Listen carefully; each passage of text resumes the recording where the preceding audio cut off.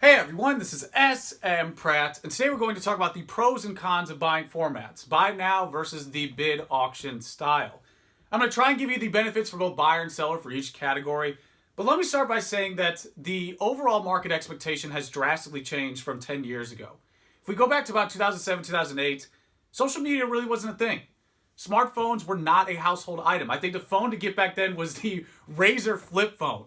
Point being, the time and tempo was much slower back then and more conducive for the bid auction style, which is why it was more popular compared to today, where today everything is instant. Social media is rampant. Smartphones are a household item. We have 2-day Amazon Prime shipping. I mean, it's so instantaneous. You don't even have to Google anything anymore. You tell your device to Google it for you. So naturally, there's going to be more benefits and more in line with the buy it now format because it's more conducive to the current societal standard. But with that said, let's start with the bid structure for a buyer. The number one benefit for a buyer in a bid format is going to be price point. If you manage to find that item, especially one that is not as popular, that flies under the radar in bid auction, it's usually going to end lower than its buy it now listing. However, the number one cost of the bid format for a buyer is convenience. It's simply very inconvenient. And a good way to illustrate this is imagine a 7-day listing. You come across an item you're looking for, and you're like, oh, there it is. Now it only has 7 days left. A lot can happen within a week. Life happens within that time. Maybe there's a bill you forgot to pay. Maybe something comes up. Or more specifically, maybe you say, hey, here's a buy it now equivalent for $10 or $20 more. I'd rather just get it over with and buy it right now.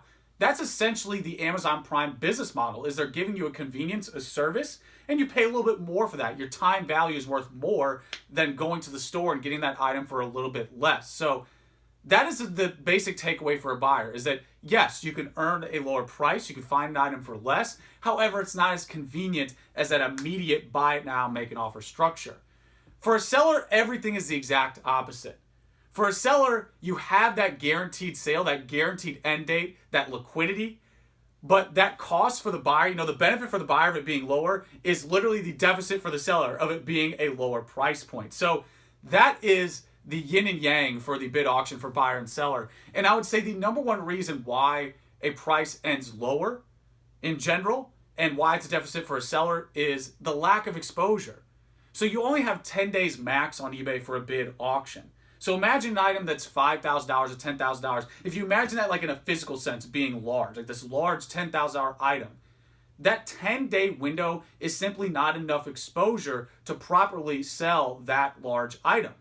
And if you look at actual private auction houses where they sell high-end items, what they do typically is put out PR articles. They do marketing before the actual auction, months out before the auction, to basically extend that exposure, to get those buyers ready to clear that capital for when that item actually is available.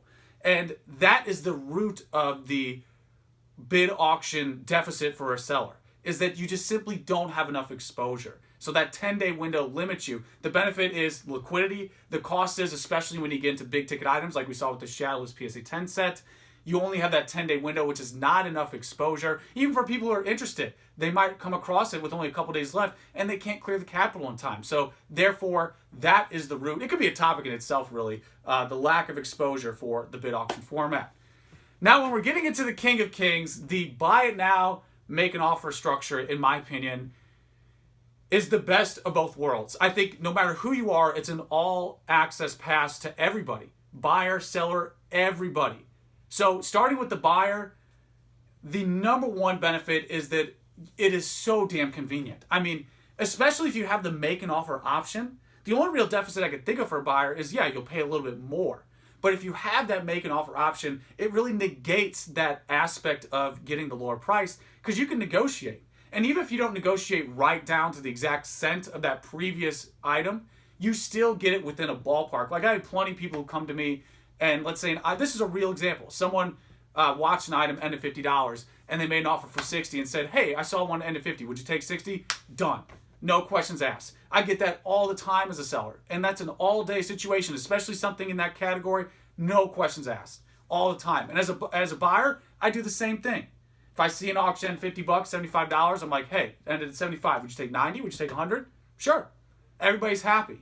And I think, sticking with the buyer aspect, There's less hassle. There's less shade city. You don't have to worry about shill bidding when you're doing a buy now, make an offer. The only real thing you have to worry about is, did the thing I buy, is it actually the thing I bought when it arrives? That's it. And that's really nothing to do with the structure. That's more to do with the item and the seller. So at the end of the day, I think this format is the most beneficial for both buyer and seller. But in the case of a buyer, it's immediate in-time convenience. If you have the make an offer option, you can get a good deal or a realistic deal. So it really covers all ground. There really is no deficit outside of maybe you can get an item for slightly less in bid auction.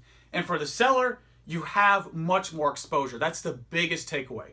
That is the biggest takeaway. Going back to that shadowless listing, that's going to be our poster boy in this video.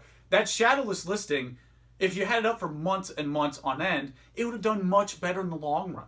I'd even go out and say it would earn at least $10,000 more in the long term because you let it sit. That's how you got to do it. Slow and steady. You got to cook that thing properly. You don't got to just nuke it in the microwave.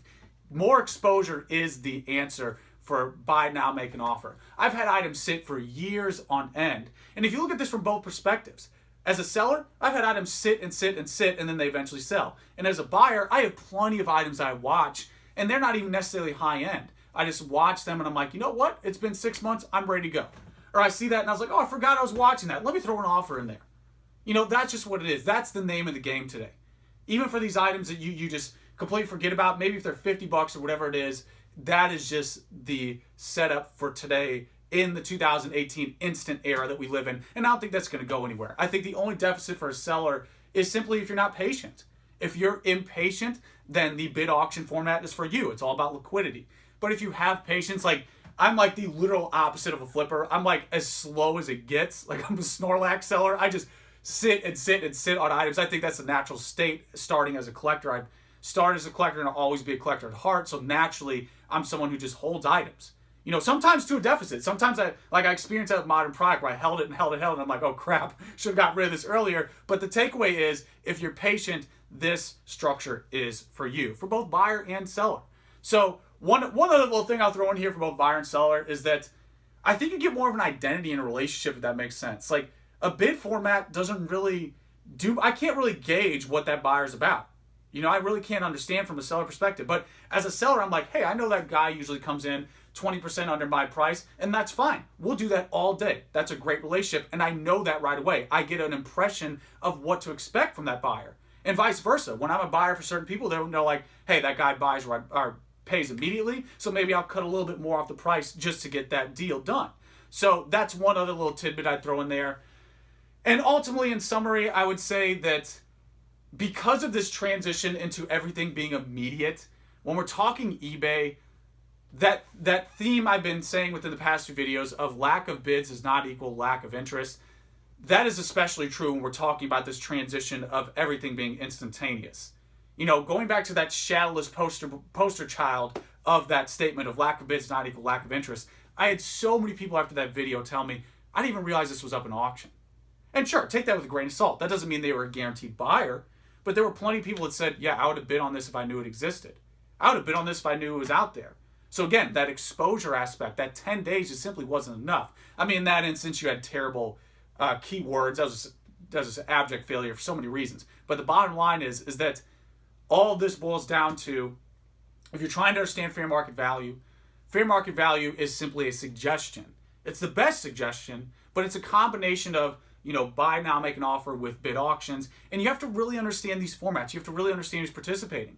Because I would say I'm definitely one of the, let's say, higher end buyers in the hobby, someone who consistently buys at a certain amount. And I don't even touch bid auctions. So therefore, you're taking a significant variable out of the equation entirely. And I think there's a lot of people that just don't touch auctions. So therefore, when you're looking at an auction price, it's not always a good metric of fair market value. It lacks a lot of actual participants because people just don't have the time for that. And I would even say one of the reasons of the PWCC shift in the pattern of these high prices, and we know about the saturation and everything, I would say one other aspect is the buying format.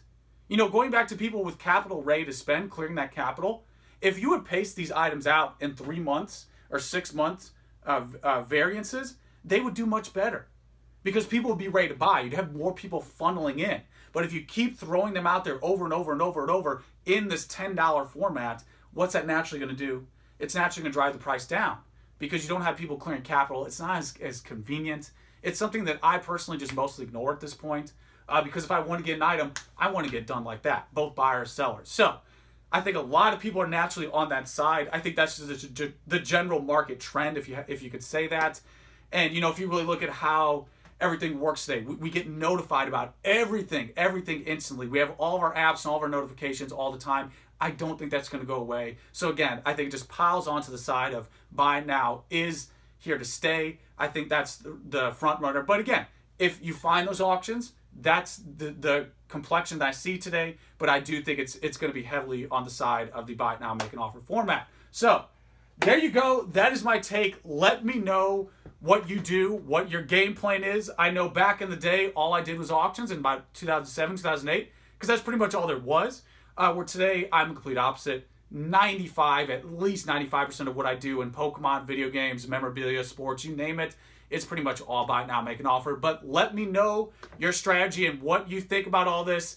And yeah, that's pretty much it, guys. As usual, let me know your thoughts. Till next time.